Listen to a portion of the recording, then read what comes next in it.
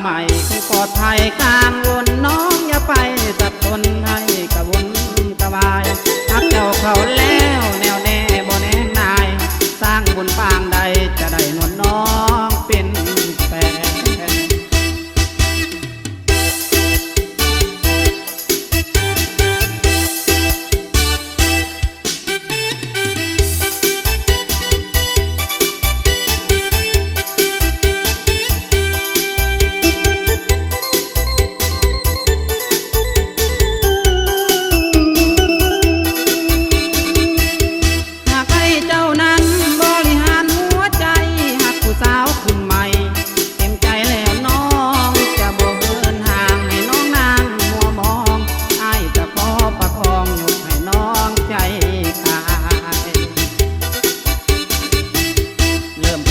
ใหม่คงปลอดภัยกลางวนน้องอย่าไปสับสนให้กระวน